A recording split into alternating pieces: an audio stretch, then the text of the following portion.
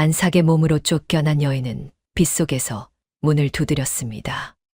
하지만 열리는 문은 단 하나도 없었지요. 진통이 오는 그 밤, 골목 바닥에서 의식을 잃어가던 그때,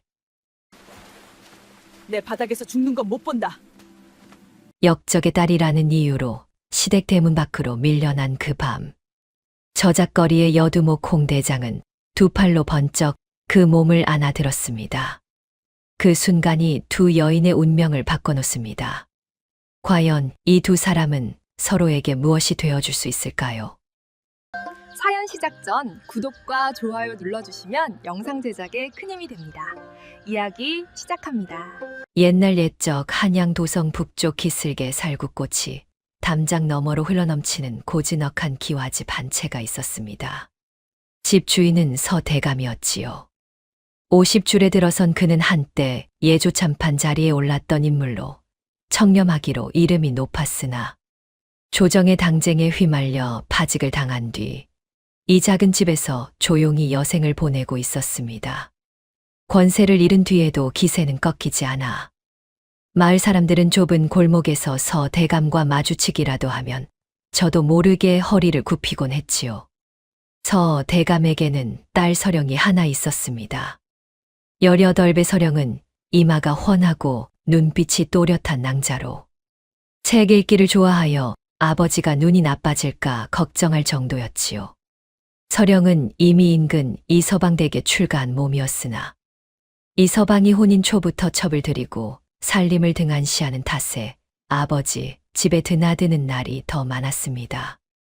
친정대문을 들어설 때마다 반기는 아버지의 얼굴이 서령에게는 작은 위안이었으니까요.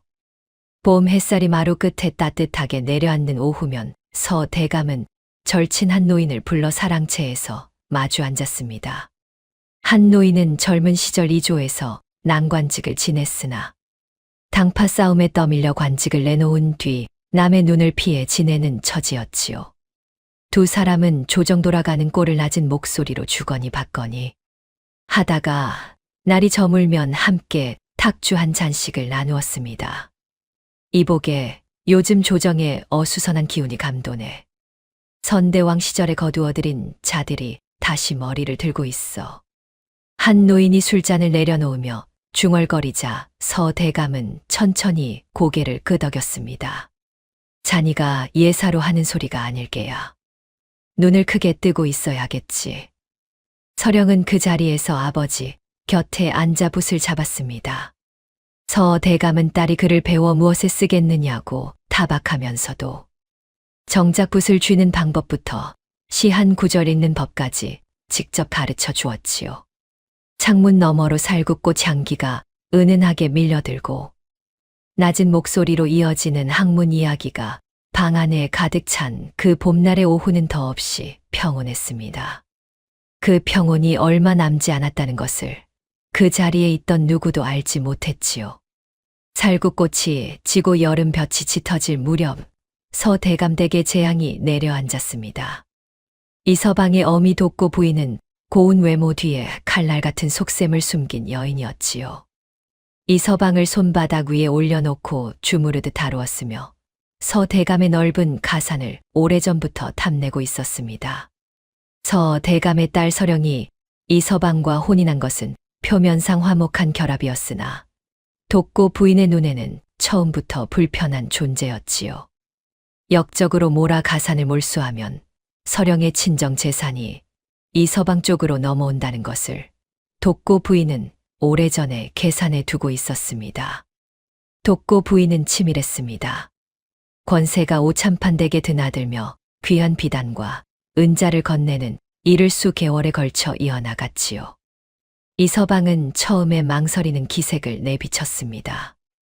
그러나 돕고 부인이 3번 거듭 닥달하자 이내 고개를 끄덕이고 말았지요. 의리보다 입속이 앞서는 남자였던 것입니다. 계략은 단순하고도 잔인했습니다.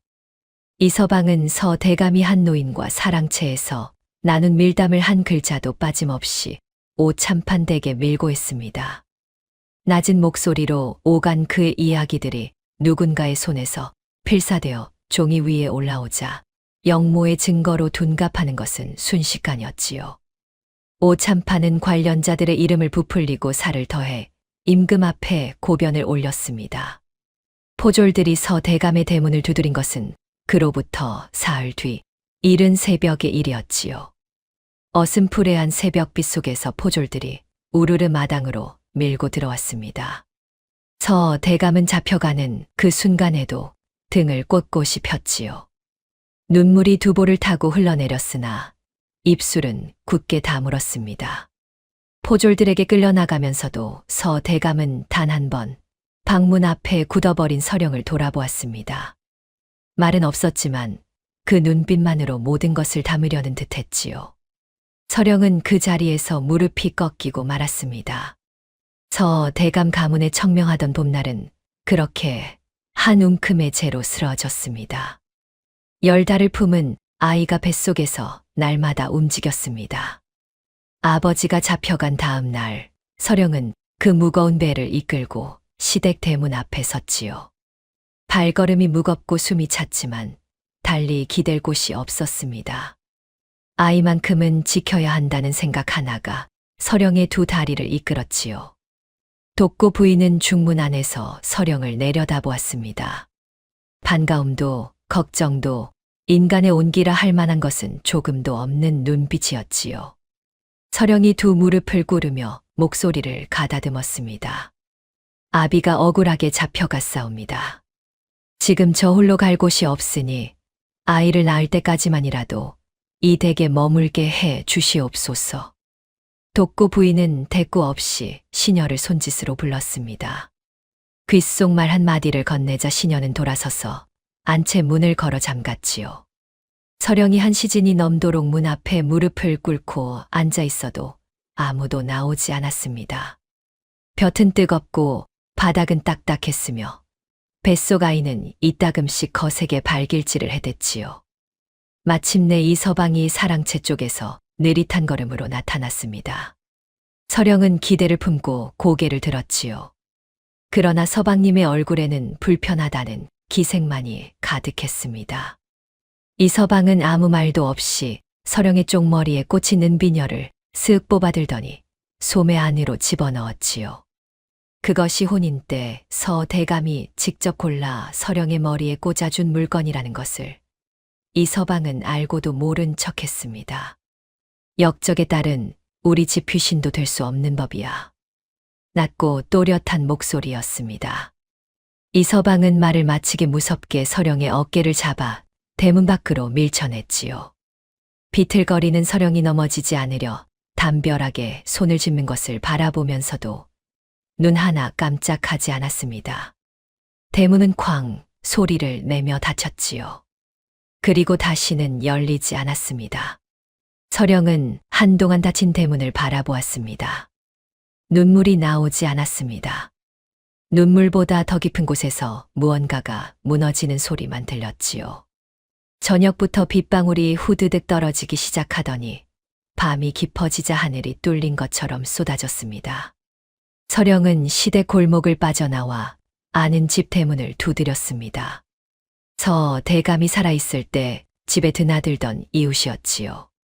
문틈으로 얼굴을 내민 사람은 서령을 알아보는 순간 눈을 내리깔았습니다. 역적 집안과는 연을 끊어야 하오. 미안하오. 다음 집 대문도 그 다음 집 대문도 마찬가지였습니다.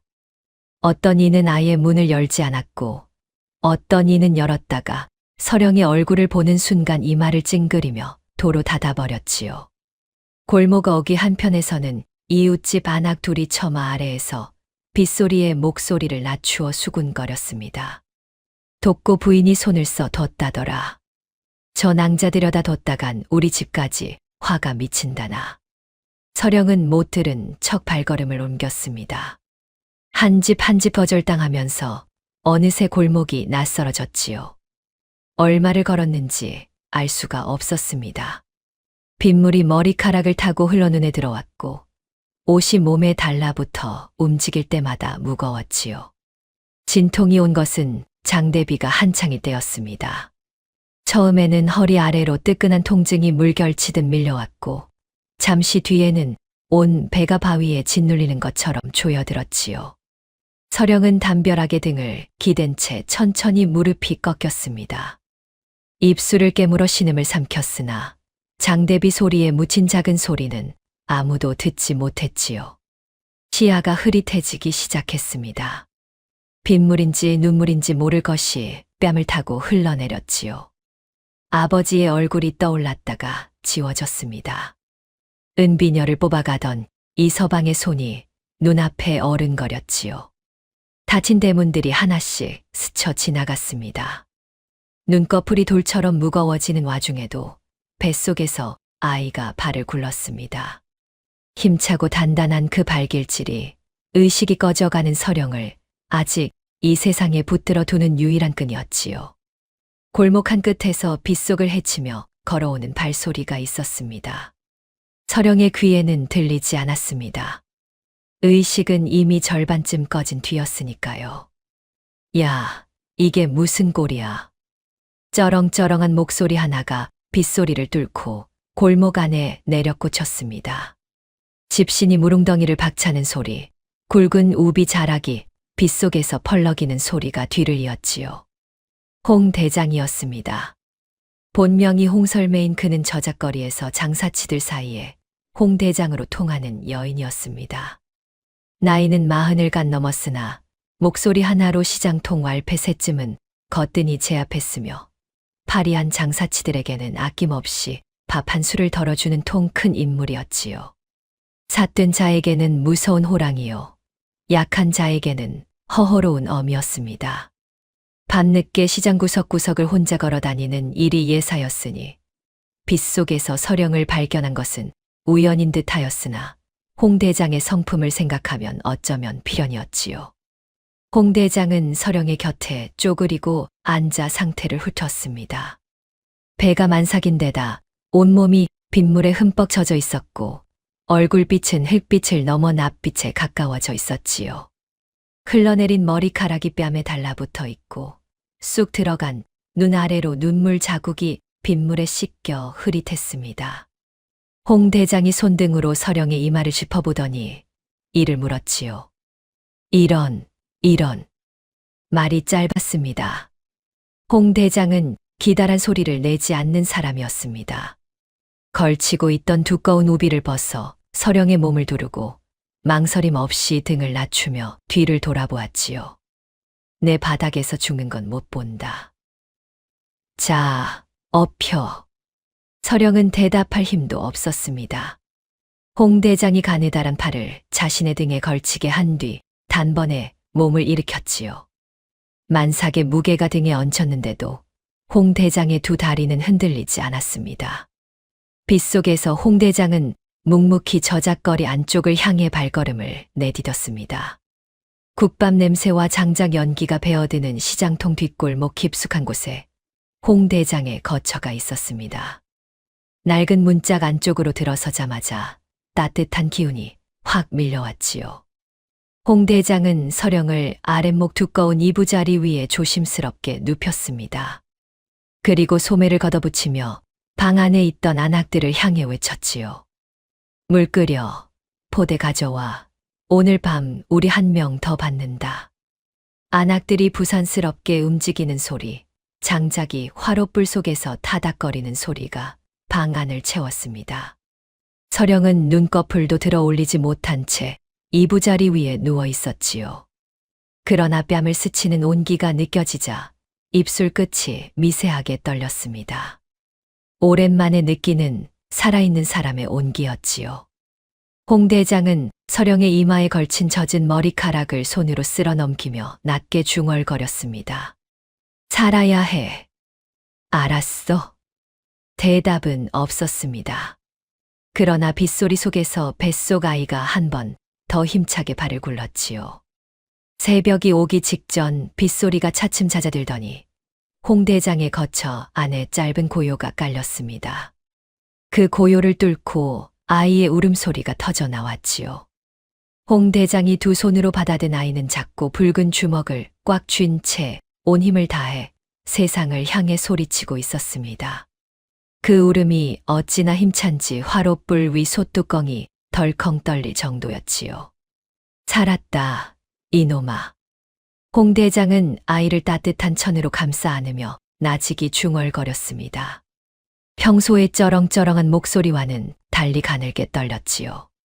몇 해 전 홍 대장에게도 아들이 있었습니다. 역병이 시장통을 휩쓸던 해에 5살의 나이로 세상을 먼저 떠나버린 아들이었지요. 아이의 울음소리를 들으며 홍 대장은 잠시 눈을 내리깔았습니다. 그러나 곧 눈가를 소매로 훔치고는 서령에게로 고개를 돌렸지요. 서령은 이부자리 위에 힘없이 누운 채 가쁜 숨을 몰아쉬면서도 눈만큼은 반짝이게 빛내고 있었습니다. 홍 대장이 아이를 품에 안겨주자 서령은 부들부들 떨리는 팔로 그 작은 몸을 감싸 안았지요. 이름은 있소. 서령이 가느다란 목소리로 물었습니다. 태윤이라 하오. 클테타에 넘칠 윤륜이라. 서령이 눈을 감으며 그 이름을 입안에서 천천히 굴렸지요. 홍 대장은 그 모습을 잠시 바라보다가 자리에서 일어섰습니다. 며칠이 지난 뒤 홍 대장은 관아 문서를 관리하는 아는 이를 찾아가 은자 몇 냥을 건네고 죽은 아들의 호적에 태윤의 이름을 올렸습니다. 이름은 홍태윤이었지요. 천출도 역적의 자식도 아닌 저작거리 홍 대장의 아들로 태윤은 비로소 이 세상에 뿌리를 내리게 된 것입니다. 태윤이 태어나고 첫 번째 여름이 지날 무렵이었습니다. 서령은 홍 대장에 거쳐 근처 시장 골목을 걷다가 생선 가게 뒤편 처마 아래에 쭈그리고 앉은 노인 하나를 발견했습니다. 해지고 바른 도포에 때 묻은 갓을 빗두름이 쓴 채 국밥집에서 버린 식은 국물을 깨진 사발에 받아 홀짝이고 있었지요. 그 노인 곁에는 아무도 없었습니다. 파리떼가 생선 냄새를 쫓아 위민거리는 가운데 노인만이 조용히 그 자리에 가라앉아 있었지요. 서령은 발걸음이 저도 모르게 멎었습니다. 처음에는 눈을 의심했지요. 등이 굽고 수염이 허옇게 자랐으나 콧날의 생김새와 눈가에 새겨진 주름의 모양이 눈에 익었습니다. 아버지의 사랑채에서 탁주 잔을 기울이며 시국을 이야기하던 한 노인이었지요. 어른. 서령이 달려갔습니다. 한 노인은 사발을 떨어뜨릴 뻔하며 고개를 번쩍 들었지요. 서령의 얼굴을 확인하는 순간 한 노인의 눈에서 눈물이 주르르 흘러내렸습니다. 말이 나오지 않는 듯 입술만 달싹거렸지요. 살아 있었구나. 살아 있었어. 한 노인은 그 말을 몇 번이나 되풀이했습니다. 서령도 울었지요. 두 사람은 생선 냄새와 장작 연기가 뒤섞인 그 골목 한편에 한동안 말없이 앉아 있었습니다. 한 노인은 대감이 잡혀간 날부터 죄책감에 짓눌려 지냈습니다. 두 사람이 사랑채에서 나눈 이야기가 고변의 빌미가 되었다는 것을 알게 된 뒤로는 제 방에 틀어박혀 음식도 제대로 넘기지 못했지요. 어느 날 밤 그 방의 내 벽이 감옥보다 더 고역스럽게 느껴지자 짐 보따리 하나를 들고 무작정 나와버렸습니다. 갈 곳 없이 떠돌다 저작거리에 흘러들어온 것이 어느덧 계절 하나를 훌쩍 넘긴 참이었지요. 서령이 태윤의 이야기를 꺼내자 한 노인의 눈빛이 달라졌습니다. 구부정하게 처져 있던 어깨가 조금씩 펴지는 것 같았지요. 그날 밤 한 노인은 홍 대장의 거처에 잠든 태윤의 얼굴을 등잔불 아래에서 오래오래 들여다보았습니다. 작은 콧날이 대감의 젊은 시절을 빼닮았지요. 한 노인은 이윽고 서령에게로 고개를 돌리며 낮은 목소리로 말했습니다. 내가 자네 아버지께 다 갚지 못한 빚이 있네. 이 아이의 스승이 되겠네. 살아있는 동안은. 태윤이 첫 돌을 넘기던 날 밤의 일이었습니다. 안은 조용했지요. 홍 대장은 장이 파한 뒤 고단한 몸을 이끌고 일찍 잠자리에 들었고 한 노인도 제 방으로 건너간 뒤였습니다.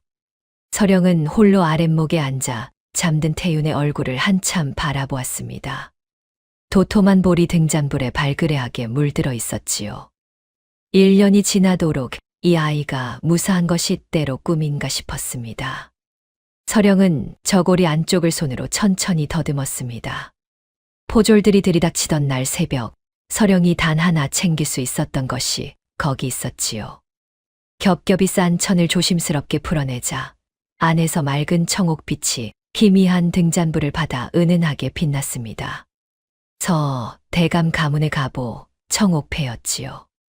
어른 손바닥 절반만 한 크기의 한쪽 면에는 서쉬 자가 힘있게 새겨져 있고 반대편에는 꽃 한 송이가 정교하게 음각으로 파여 있었습니다. 대감의 부친이 임금께 하사받은 물건이라 하여 평소에는 깊숙한 궤 속에 넣어두고 함부로 꺼내는 법이 없었지요. 서령이 그것을 품에 지니고 나온 것은 어쩌면 예감이었는지도 몰랐습니다. 서령은 잠든 태윤의 작은 손을 펼쳐 청옥패를 그 위에 살그머니 올려놓았습니다. 아이의 손이 청옥패보다 작아 손가락이 가장자리에조차 닿지 않았지요. 서령은 그 모습을 바라보며 가만히 입술을 열었습니다. 이것이 내 진짜 뿌림을 잊지 마라. 대감의 핏줄이자 그 가르침을 이은 자의 자손임을. 잠든 태유는 대답이 없었습니다. 서령은 개의치 않고 말을 이었지요. 때가 오면 이것이 너를 증명해 줄 것이다. 청옥패를 다시 천으로 고이 감싸 태윤의 옷고름 안쪽에 단단히 메어두었습니다. 등잔불이 타닥 소리를 내며 한번 흔들렸지요. 그 뒤로 방 안은 한동안 고요했습니다. 그 고요 속에서 서령은 오래도록 태윤의 옷고름을 손으로 쥐고 있었습니다.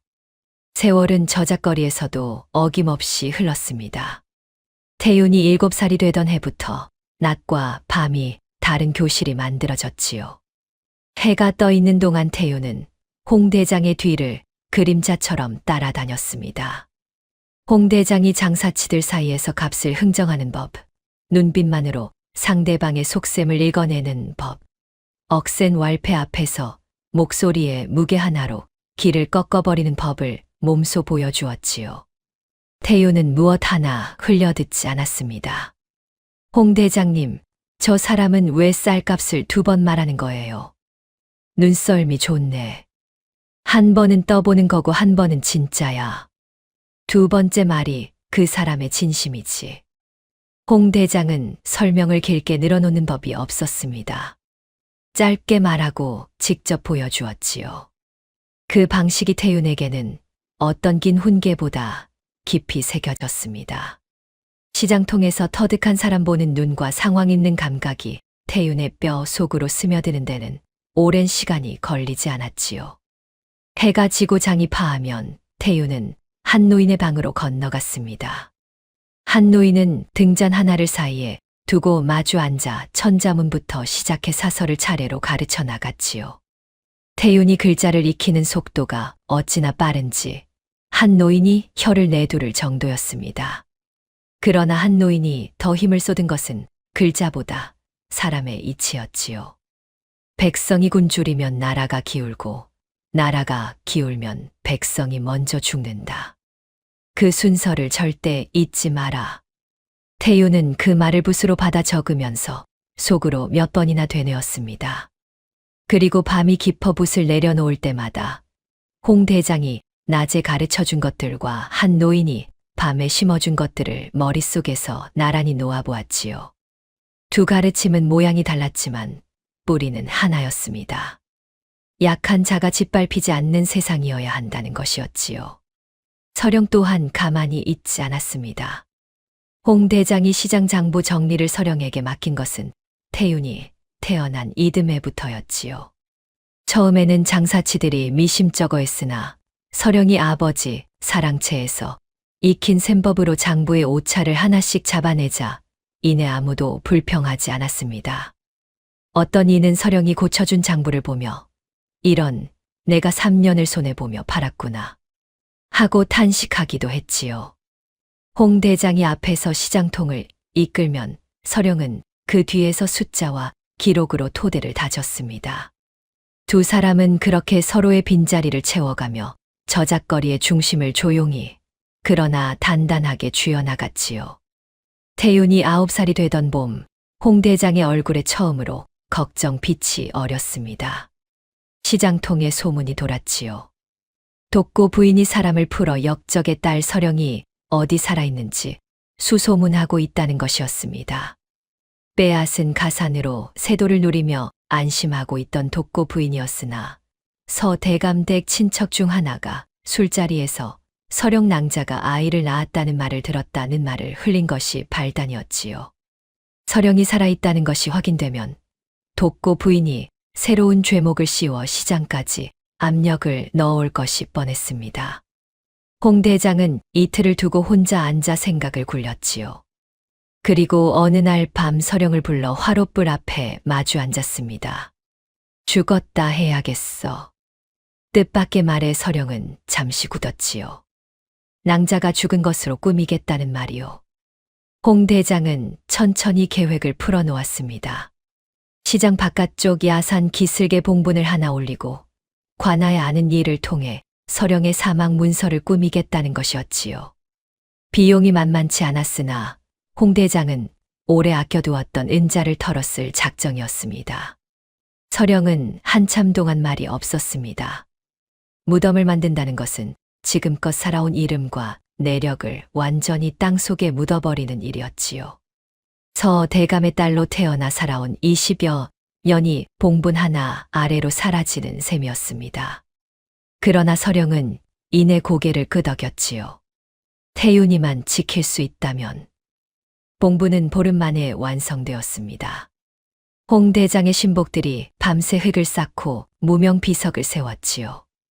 그 일을 함께 한 신복 가운데 묘안이라는 젊은 사내가 하나 있었는데 눈빛이 빠르고 말이 적어 홍 대장이 아끼는 축에 들었습니다. 그는 비석을 세우는 내내 입을 꾹 다물고 땅만 봤지요.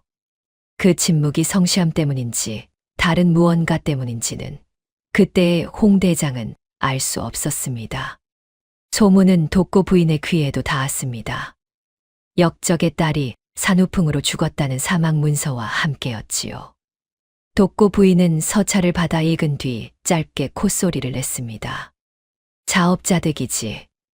이 서방도 전해들은 별다른 반응을 보이지 않았지요. 두 사람은 빼앗은 서 대감의 가산으로 한양 번화가에 번듯한 집을 마련하고 세도를 누렸습니다. 서령이 무덤 속에 있다고 굳게 믿으면서요. 그 봉분 앞에는 봄마다 풀이 새로 돋아났습니다. 그러나 그 아래에는 아무것도 없었지요. 서령은 살아있었고 그 살아있음은 해가 거듭될수록 조용히 그러나 단단하게 뿌리를 내려가고 있었습니다. 태윤이 10살이 되던 늦가을이었습니다. 장이 한창 서는 오시 무렵 시장통 입구 쪽에서 왁자한 소리가 먼저 들려왔습니다. 포졸 둘이 앞장서고 그 뒤로 어깨가 떡 벌어진 왈패 대여 서시 긴 몽둥이를 들고 시장 안으로 밀고 들어오는 것이었지요. 장사치들이 좌판을 미처 거두기도 전에 왈패들의 발길이 물건을 걷어차기 시작했습니다. 사기 항아리가 깨지고 쌓아놓은 채소 더미가 허공으로 날아올랐지요. 여기저기서 비명이 터졌습니다. 역적의 씨앗을 감춘 자를 색출하라는 명이 내려졌다. 수상한 계집년과 사내 아이를 본 자는 당장 고하라. 왈패들 중 덩치가 가장 큰 자가 시장통 한가운데 서서 소리를 질렀습니다. 독고 부인의 사주였지요. 가짜 무덤을 만든 지 1년이 지났으나 독고 부인은 찜찜한 기색을 떨치지 못했습니다. 그러던 차에 홍 대장의 신복 묘한이 독고 부인 측의 귀를 빌려주었지요. 서령이 살아있다는 것, 아이까지 있다는 것을 손바닥 뒤집듯 흘려버린 것입니다. 은자 몇 냥의 입을 연 묘한의 얼굴에는 부끄러운 기색이라고는 없었지요. 홍 대장은 시장 어귀에서 왈패들이 들이닥치는 것을 보는 순간 태윤부터 찾았습니다. 태윤은 생선 가게 옆에서 좌판 정리를 돕다가 상황을 파악하고 이미 몸을 낮추고 있었지요. 홍 대장이 눈짓으로 뒷골목을 가리키자 태윤이 고개를 끄덕이며 몸을 돌렸습니다. 그 순간 왈패 하나가 방향을 바꾸어 태윤 쪽으로 걸음을 옮기는 것이 보였지요. 홍 대장이 먼저 가로막았습니다. 이 시장에서 함부로 손 쓰는 건 내 허락받고 해야지. 왈패가 비웃으며 몽둥이를 들어 올렸습니다. 홍 대장은 피하지 않았지요. 첫 번째 몽둥이가 왼쪽 어깨를 내리쳤고 두 번째가 옆구리를 강타했습니다. 홍 대장은 비틀거리면서도 물러서지 않았지요. 이를 악물고 두 팔을 벌려 뒷골목 입구를 막은 채 버텼습니다. 왈패들이 홍 대장 하나에 몰려드는 사이 서령이 반대편 골목에서 태윤의 손을 잡아 끌어 거쳐 깊숙한 곳으로 밀어 넣었지요. 왈패들이 물러난 것은 해가 기울 무렵이었습니다. 시장통은 엉망이 되어 있었지요. 깨진 그릇 조각과 짓밟힌 채소가 바닥을 뒤덮었고 장사치 몇은 맞은 자리를 붙잡고 주저앉아 있었습니다. 홍 대장은 마루에 걸터 앉아 한 안악이 어깨를 동여매는 것을 묵묵히 받고 있었지요. 입술이 터지고 눈두덩이 부어올라 있었으나 표정은 평소와 다름없이 무뚝뚝했습니다. 태윤은 뒷방문 틈으로 홍 대장의 모습을 보았습니다. 어깨에 감기는 천 사이로 번진 핏자국이 보였지요. 홍 대장의 옆구리에서 입술까지 얼마나 많이 맞았는지 멀쩡한 데를 찾기가 어려울 지경이었습니다. 그런데도 홍 대장은 주위 사람들에게 별거 아니야, 왜들 이래? 하며 손을 내젓고 있었지요. 태윤은 문틈에서 눈을 떼지 못했습니다. 가슴 안쪽에서 뜨거운 무언가가 치밀어 올라오고 있었지요. 눈물인지 분노인지 분간이 되지 않았습니다. 서령이 뒤에서 조용히 다가와 태윤의 어깨에 손을 얹었습니다. 태윤은 그제야 방문을 조심스럽게 밀고 홍 대장 앞으로 나아갔지요. 홍 대장이 아직 한쪽 눈이 붙지 않은 쪽으로 태윤을 바라보다가 물었습니다. 다쳤어. 태윤은 고개를 가로저었습니다. 목이 막혀 말이 나오지 않았지요. 홍 대장이 퉁명스럽게 입을 열었습니다. 그럼 됐지. 뭘 그렇게 서 있어. 태윤은 그 말에 그만 눈물이 터지고 말았습니다. 소리도 없이 눈물이 뚝뚝 떨어졌지요. 홍 대장은 난처한 표정으로 시선을 다른 데로 돌렸습니다. 그 모습을 보던 한 노인이 천천히 자리에서 일어나 방을 나갔지요. 서령도 조용히 뒤를 따랐습니다. 마루에는 홍 대장과 태윤만이 남았지요. 태윤은 무릎을 꿇었습니다. 홍 대장 앞에서 두 손을 마루에 짚고 이마가 닿을 듯 고개를 숙였지요. 대장님. 목소리가 처음에는 가늘게 떨렸습니다. 내 아버지는 나를 버린 양반이 아닙니다. 내 아버지는 지금 저처럼 이 자리에 있는 시장 사람들입니다. 오늘 피 흘린 대장님이고 나를 위해 밥 한 술 덜어준 이 골목 사람들이고 나를 가르쳐준 어른들입니다. 목소리가 점점 단단해졌지요. 마루 판자의 이마를 한번 짚었다 들어 올리며 태윤이 말을 이었습니다. 반드시 이 은혜를 갚겠습니다. 이 시장이 다시는 짓밟히지 않도록 제가 세상 앞에 서겠습니다. 홍 대장은 한동안 말이 없었습니다. 쓸려 넘긴 채 붓기 시작한 눈두덩 아래에서 눈빛이 또렷하게 빛났지요. 홍 대장은 이윽고 성한 손을 들어 태윤의 머리를 한 번 세게 쓰다듬었습니다. 말은 없었지요. 홍 대장이 말 대신 전하는 것들이 있었으니까요. 태윤은 그 손의 온기를 고스란히 받으며 눈을 감았습니다. 그날 밤 화로불이 타닥거리는 소리 속에서 태윤은 오래도록 잠들지 못했습니다. 눈을 감으면 피 번진 홍 대장의 어깨가 떠올랐고 눈을 뜨면 어둠 속 천장이 보였지요. 그 어둠을 바라보며 태윤의 가슴 속에서는 무언가가 천천히 굳어가고 있었습니다.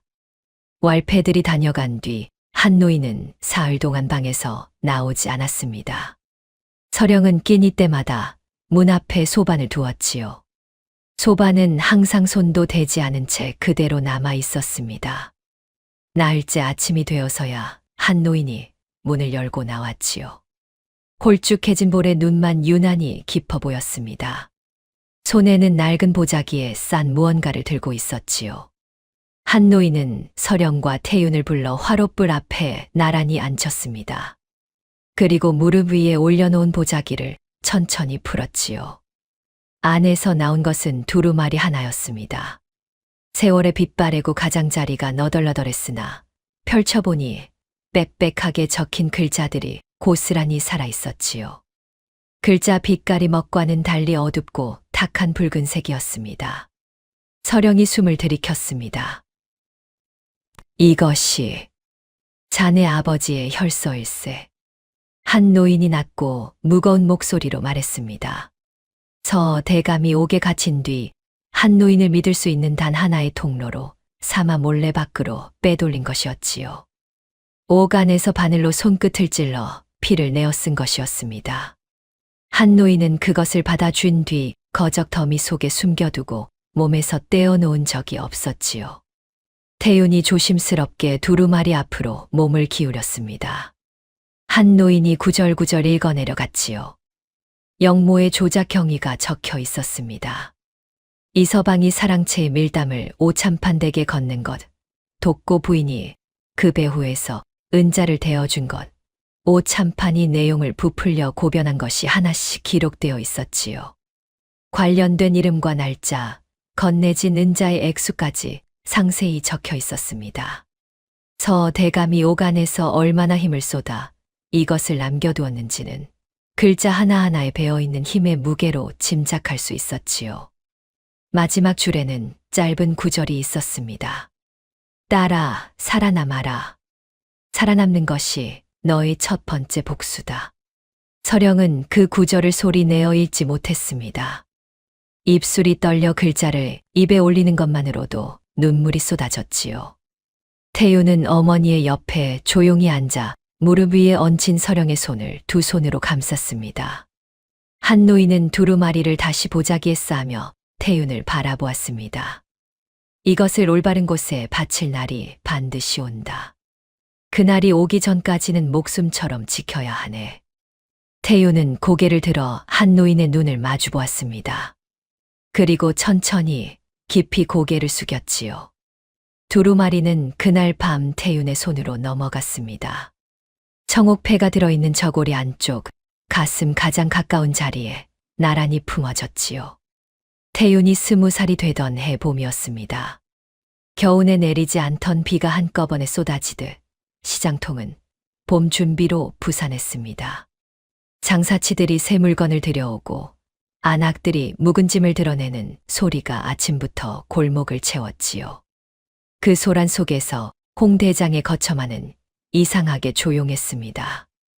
홍 대장은 이른 아침부터 뒷방괴를 열어두고 앉아 있었습니다.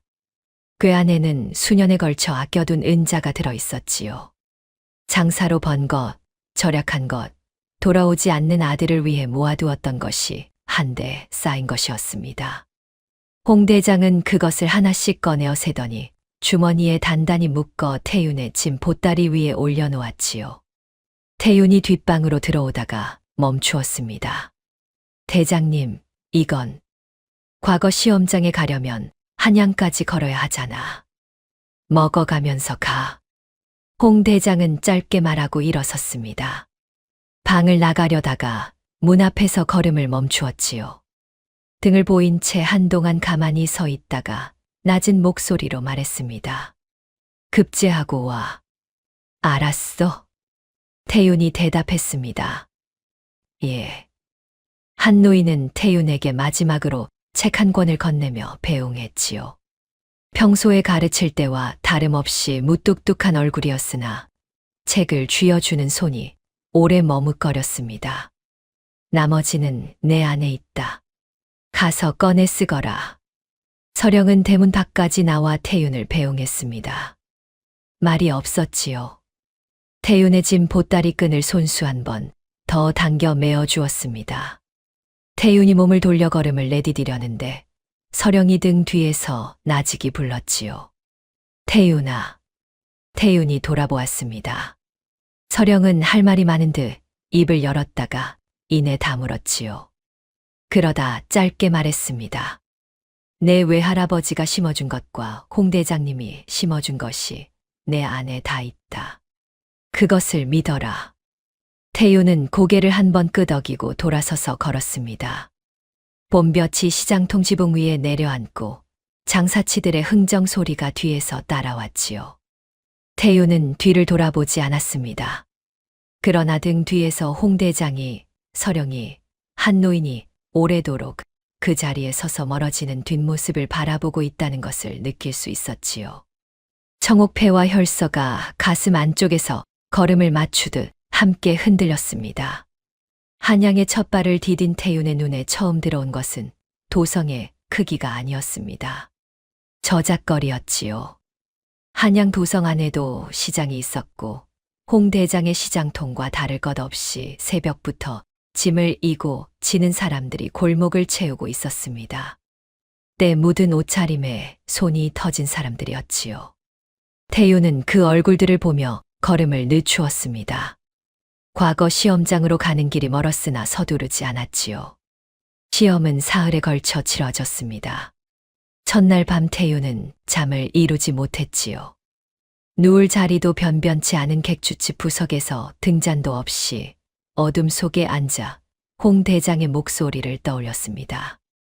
눈빛만으로 상대의 속셈을 읽는 법, 목소리의 무게로 분위기를 가르는 법이 머릿속에서 차례로 지나갔지요. 한 노인이 가르쳐준 구절들도 함께였습니다. 시험장 안에서 태유는 붓을 놀리는 것이 아니라 그 모든 것을 종이 위에 풀어놓는다는 생각으로 글을 썼지요. 방이 내걸리던 날 태윤의 이름이 첫 자리에 올라 있었습니다. 장원이었지요. 시험관들이 태윤의 다단을 놓고 고개를 끄덕였다는 말이 돌았습니다. 시패를 논하는 대목에서 태윤이 쓴 구절이 임금의 귀에도 닿았다고 하더이다. 백성이 굶주리는 것은 제도의 허점이 아니라 그 허점을 악용하는 자들 때문이라는 요지였지요. 글이 날카롭고 근거가 명확했습니다. 태윤이 임금 앞에 나아간 것은 방이 내걸린 지 닷새만이었습니다. 어전에서 태윤은 품속에서 혈서를 꺼내 두 손으로 받들어 올렸지요. 전하, 이것은 소인의 외조부서 대감께서 옥중에서 피로 쓰신 것이옵니다. 영모 조작의 전말이 낱낱이 담겨 있사오니 굽어 살펴주시옵소서. 임금이 혈서를 받아 직접 읽어내려 갔습니다. 전각 안이 깨진 것처럼 고요해졌지요. 임금의 눈빛이 내려갈수록 무거워지고 이마 위로 주름이 깊어졌습니다. 다 읽고 난 뒤 임금은 두루마리를 내려놓으며 천천히 입을 열었지요. 이것이 사실이라면 역적을 만들어낸 자들이 따로 있다는 말이 아니냐. 그러하옵니다, 전하. 임금은 한동안 말이 없었습니다. 태유는 고개를 숙인 채 기다렸지요. 무릎 아래 바닥이 딱딱하고 차가웠으나 움직이지 않았습니다. 이윽고 임금이 좌우를 모두 물리고 내관 하나만 곁에 두었지요. 장원급제한 그 눈으로 직접 진상을 캐어오너라. 내 외조부의 고향이자 그 죄인들이 세도를 누리는 곳으로 가거라. 임금은 태윤을 암행어사로 임명했습니다. 어사화와 마패 그리고 누구도 막을 수 없는 전권이 함께 내려졌지요. 태윤은 어전을 물러나며 소매 안쪽 가슴께에 손을 얹었습니다. 청옥패가 손끝에 닿았지요. 다시 길을 나서야 했습니다. 이번에는 돌아갈 방향이 정해진 길이었습니다. 태윤이 한양으로 떠난 뒤 시장통에는 조용한 나날이 이어졌습니다. 그러나 그 고요함은 폭풍 전날의 고요였지요. 독고 부인은 서 대감의 가산을 준 이후로도 소나귀를 더 넓히고 싶어 했습니다. 저작거리의 상권이 탐났지요. 시장통 일대의 장세를 거두어들이면 한 해 은자가 어마어마하게 불어난다는 계산을 오래전부터 해두었던 것입니다. 문제는 홍 대장이었지요. 시장 장사치들이 홍 대장의 말이라면 제 목숨보다 먼저 따르는 터라 독고 부인의 사람들이 발을 들여놓을 틈이 없었습니다. 독고 부인은 이 서방의 재혼으로 맺어진 인맥을 앞세워 고을 사또를 찾아갔습니다. 안채 깊은 곳에서 주고받은 이야기는 간단했지요.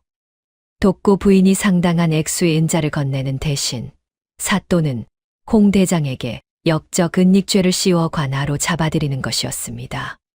서류는 이미 묘한이 흘린 말을 토대로 꾸며진 것이었지요. 홍 대장이 역적의 딸을 수년간 숨겨주었다는 죄목이었습니다. 포졸들이 시장통에 들이닥친 것은 그로부터 사흘 뒤였지요. 홍 대장은 포박을 당하면서도 목소리 하나 흐트러뜨리지 않았습니다. 장사치들이 앞을 막아서려 하자 홍 대장이 도리어 손을 들어 말렸지요. 비켜. 괜히 엮이지 마. 끌려가는 홍 대장의 뒷모습을 서령은 시장 골목 어귀에서 보았습니다. 다리에 힘이 풀렸지요. 어디서 나타났는지 독고 부인이 서령의 앞에 와 섰습니다. 비단치마 끝이 흙바닥을 스치는데도 눈빛만은 차갑게 빛났지요. 서령은 천천히 무릎을 꿇었습니다. 독고 부인이 낮게 웃으며 말했습니다. 이 무릎을 진작에 꿇었어야 했지. 암행어사가 이고을에 온다는 소문은 바람보다 빨랐습니다.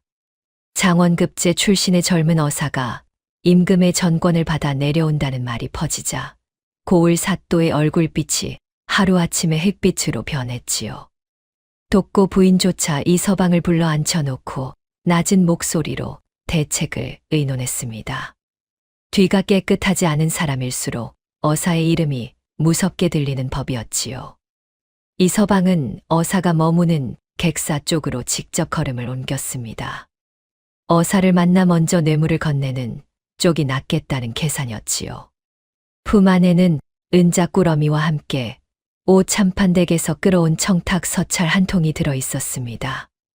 이 서방은 험한 자리에 자기 이름을 직접 드러내는 일을 꺼리는 사람이었으나 이번에는 사정이 달랐지요. 독고 부인이 잡혀 들어가면 자신도 무사하지 못할 것이 뻔했습니다. 객사 마당으로 들어서자 마당 한편에 젊은 사내 하나가 서 있었습니다. 관복을 갖추어 입고 있었으나 홀로 서 있어도 기가 흔들리지 않는 사람이었지요. 이 서방은 가볍게 허리를 굽히며 입을 열었습니다. 어사날이 이 고을에 오신 것을 환영하옵니다. 소인은 이 고을에서 미력 하나마 이를 돕고 있는 이가헌이라 하옵니다. 어사 태유는 대답 없이 이 서방을 바라보았습니다. 그 눈빛이 어찌나 고요하고 깊은지 이 서방은 자기 얼굴 어딘가를 들여다보이는 것 같아 저도 모르게 시선을 내리깔았지요. 드릴 말씀이 있사온데 잠시 안으로. 태윤이 천천히 고개를 끄덕이며 몸을 돌렸습니다. 이 서방이 뒤를 따르며 시선을 움직이다가 멈추었지요. 태윤의 허리춤에 매달린 것이 눈에 들어온 것입니다. 청옥패였습니다. 맑은 빛이 햇살을 받아 은은하게 일렁이고 한쪽 면에 새겨진 서쉬 자가 또렷하게 보였습니다. 이 서방의 머릿속에서 무언가가 빠르게 맞물렸지요. 서 대감 가문에 가보라는 것을 이 서방은 혼인 시절에 들어 알고 있었습니다. 서령이 그것을 몸에 지니고 다녔다는 것도 기억하고 있었지요. 서령이 낳은 아들이었다고 들었습니다. 그 아이가 살아있다면 지금쯤 이 어사의 나이와 맞아떨어지는 것도 사실이었고요. 이 서방의 발걸음이 느려졌습니다. 방 안으로 들어서서 마주 앉으면서도 눈이 자꾸 청옥패로 돌아갔지요. 태유는 그 눈길을 모른 척하며 차를 들었습니다. 이 서방은 품 안의 은자 꾸러미를 꺼내지 않았습니다. 청탁 서찰도 꺼내지 않았지요. 대신 전혀 다른 이야기를 꺼냈습니다. 나리 소인이 여쭐 것이 있사온데 홍나리의 어머님이 어느 집 낭자 출신이신지 여쭤보아도 되겠사옵니까? 태윤이 찻잔을 내려놓으며 이 서방을 바라보았지요. 이 서방은 그 눈빛을 보는 순간 전신에 소름이 돋는 것을 느꼈습니다. 어디서 본 눈빛인가 싶었지요. 서령의 눈빛이었습니다. 어린 시절 처음 보았을 때부터 또렷하고 흔들림 없었던 그 눈빛이 지금 이 젊은 어사의 얼굴에 고스란히 살아있었지요. 태유는 대답하지 않았습니다. 이 서방의 머릿속에서 계산이 빠르게 돌아갔지요. 임금의 전권을 받은 어사가 제 아들이라면 지금 독고 부인의 죄목을 덮어주는 것도 가능하지 않겠느냐는 생각이었습니다. 출세한 아들을 앞에 두고 부정하는 아비가 어디 있겠느냐는 뻔뻔한 계산이기도 했지요. 이서방은 조금씩 목소리를 부드럽게 만들며 말을 이었습니다. 소인이 젊은 시절 그릇된 짓을 했습니다. 돌이켜보면 후회되는 일이 한둘이 아니지요. 만약 나리가 소인이 생각하는 그 아이라면 아비로서 이제라도 됐소. 태윤이 두 글자로 잘랐습니다. 낮고 단단한 목소리였지요. 이서방이 입을 다물었습니다. 태윤은 찻잔을 한 번 더 들어 천천히 마신 뒤 자리에서 일어섰지요. 내일 동원 앞에서 뵙겠소. 그것이 전부였습니다. 이서방은 방을 나오면서도 다리에 힘이 들어가지 않았지요. 그 고요하고 차가운 두 마디가 가슴 안쪽에서 쉬이 사라지지 않았습니다.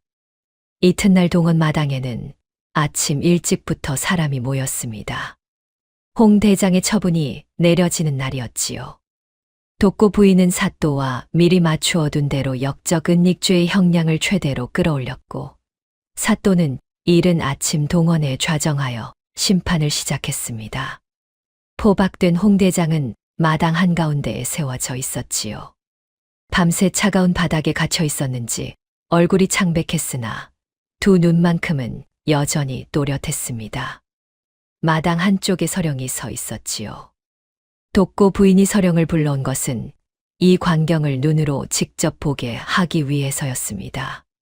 서령은 굳은 얼굴로 홍 대장을 바라보았지요.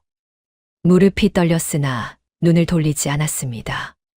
사또가 죄목을 읊기 시작하려는 참이었습니다. 동원 대문이 쾅 소리를 내며 열렸지요. 암행어사 출두야.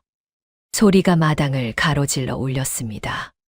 낮고 또렷한 목소리였지요. 사또의 얼굴이 굳었고 독고 부인이 자리에서 반쯤 일어섰습니다.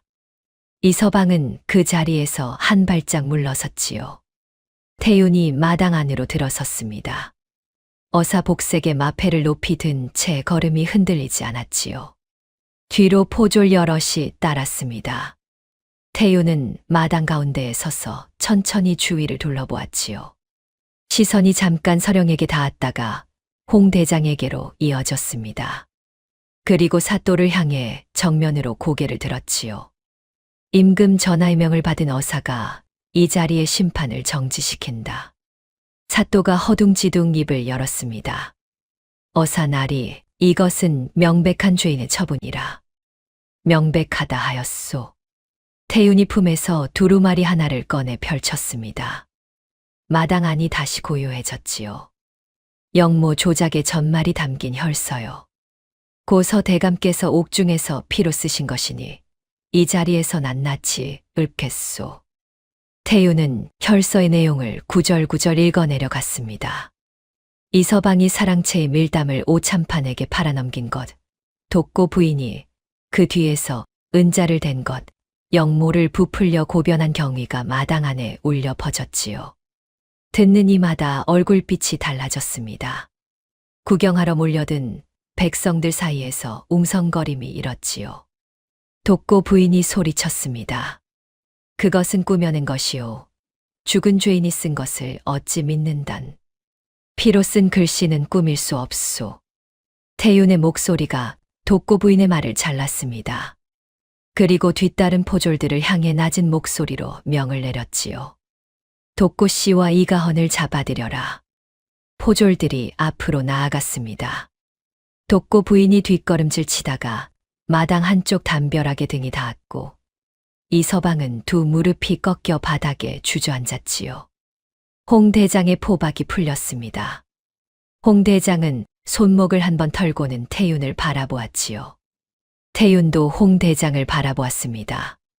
두 사람 사이에는 말이 없었습니다. 그래도 충분했지요. 관아들의 독고 부인과 이서방이 꿇어앉은 채로 심판이 이어졌습니다. 이서방은 처음에는 눈물을 쏟았지요. 그러다 포졸이 진 보따리를 뒤져 족보를 꺼내 오자 손이 달달 떨리는데도 그것을 두 손에 쥐고 앞으로 내밀었습니다. 어사 나리, 이 족보를 보시오. 나리가 내 아들이라면 이 족보의 이름이 올라 있을 것이오. 핏줄은 속일 수 없는 법, 제발. 태유는 족보를 받아들었습니다. 펼쳐서 훑어보았지요. 마당 안이 고요해졌습니다. 장사치들과 마을 사람들이 담 너머에서까지 목을 빼고 바라보았지요. 태유는 족보를 덮었습니다. 그리고 옆에 놓인 화로로 걸어가 족보를 그 위에 올려놓았지요. 종이가 모서리부터 검게 타들어가더니 이내 펄럭이며 불꽃에 휩싸였습니다. 이 서방이 비명 같은 소리를 내질렀지요. 나리, 그것은 피를 나누었다 하여 가족이 되는 것이 아니오. 태윤의 목소리는 낮고 일정했습니다. 족보가 재로 변해가는 것을 한번 바라보다가 이 서방을 향해 돌아섰지요. 이 서방은 서 대감의 밀담을 팔아 한 사람을 죽음으로 몰았소. 독고 씨는 그 배후에서 역모를 꾸몄소. 두 죄인에게 내리는 형벌을 이르겠소. 태유는 임금이 부여한 전권으로 두 사람을 관노와 관비로 강등시켰습니다. 빼앗은 서 대감의 가사는 전량국고로 환수했지요. 그러나 태윤이 내린 형벌 중 마을 사람들의 기억에 가장 오래 남은 것은 그것이 아니었습니다. 두 죄인은 오늘부터 사흘 동안 저 시장통에서 오물을 치운다. 동원 마당 너머로 시장이 보였습니다. 독고 부인이 눈을 크게 떴지요. 이 서방은 입술이 파랗게 질렸습니다. 그날 오후 독고 부인과 이 서방은 삼배옷으로 갈아입은 채 시장통 바닥에 섰습니다. 왈패를 시켜 좌판을 엎어버리고 장사치들의 물건을 짓밟던 그 시장이었지요. 구경꾼이 사방에서 모여들었습니다. 독고 부인은 처음에는 눈을 내리깔고 입을 굳게 다물었지요. 그러나 퍼렇게 얼어붙은 손으로 시장 바닥에 오물을 치우기 시작하자 결국 참지 못하고 오열했습니다. 이 서방은 더 빨리 무너졌지요. 코를 막고 고개를 돌리려 하자 포졸이 옆에서 지켜보았고 장사치들은 팔짱을 낀 채 그 모습을 물끄러미 내려다보았습니다. 홍 대장은 그 자리에 없었습니다. 서령도 없었지요. 두 사람에게 볼 것은 따로 있었습니다. 해가 뉘엿뉘엿 기울 무렵 시장통 한가운데 국밥집에서 연기가 피어올랐습니다. 낡은 가마솥 안에서 사골 국물이 보얗게 끓고 있었지요. 파를 썰어 넣는 소리, 나무 주걱으로 솥 바닥을 긁는 소리, 뚝배기가 아궁이 위에서 보글보글 끓는 소리가 작은 국밥집 안을 가득 채웠습니다. 저녁 끼니를 차리러 들어온 장사치들이 하나둘 자리를 잡고 앉았지요. 홍 대장이 두 팔을 걷어붙이고 솥 앞에 섰습니다. 국자로 국물을 떠서 뚝배기에 넣고 밥을 푸고 깍두기 한 조각을 곁들여 상에 올리는 손길이 거침없었지요. 관아에서 하룻밤을 보내고 나온 뒤에도 홍 대장은 별달리 달라진 것이 없었습니다. 곁에 있던 안학이 대장님 다리는 괜찮으시오? 하고 물으면 밥 더 받아. 하고 되받아치는 것도 평소와 같았지요. 서령은 홍 대장의 맞은편에 앉아 뚝배기를 두 손으로 감쌌습니다. 따뜻한 온기가 손바닥을 타고 올라왔지요. 서령은 국물을 한 숟갈 떠서 천천히 입에 넣었습니다. 뜨끈하고 진한 맛이 목구멍을 타고 내려갔지요. 눈물이 한 방울 떨어졌습니다. 손등으로 눈가를 훔쳤으나 또 한 방울이 흘렀습니다. 홍 대장이 건너편에서 보고 있다가 퉁명스럽게 말했지요. 왜 울어? 국물 있자. 아니요. 서령이 코를 훌쩍이며 웃었습니다. 홍 대장도 무뚝뚝한 얼굴 그대로였으나 눈가에 잔주름이 깊어졌지요. 태윤이 국밥집 문을 열고 들어온 것은 그 무렵이었습니다. 어사 복색을 벗고 수수한 옷으로 갈아입은 차림이었지요. 들어서는 순간 국물 냄새가 온몸을 감쌌습니다. 태윤은 서령과 홍 대장 사이에 자리를 잡고 앉았지요.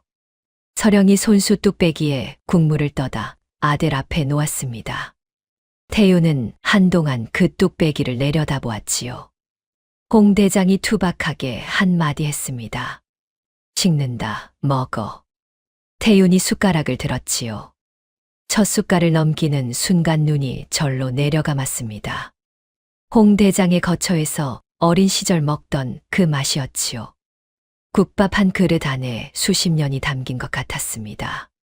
바깥에서 시장통이 저물어가는 소리가 들려왔습니다. 장사치들이 좌판을 걷고 하루를 마무리하는 소리, 아이들이 골목을 뛰어다니며 웃음을 터뜨리는 소리였지요. 그 소리들이 열린 문 사이로 국밥집 안으로 흘러들었습니다. 한 노인이 뒤늦게 들어와 끄트머리 자리에 앉았지요.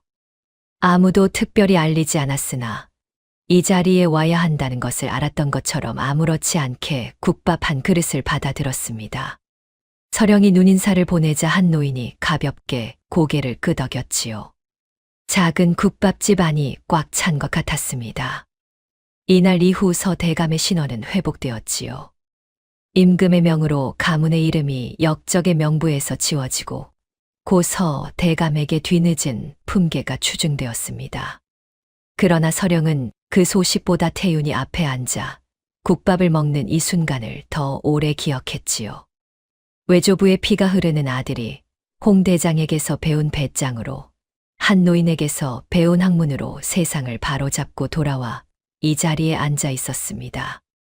피로 있는 것만이 가족이 아닌 법입니다. 밥 한 그릇을 나누고 매를 대신 맞아주고 이름 없이 곁을 지키는 것으로 가족은 만들어지는 것이지요.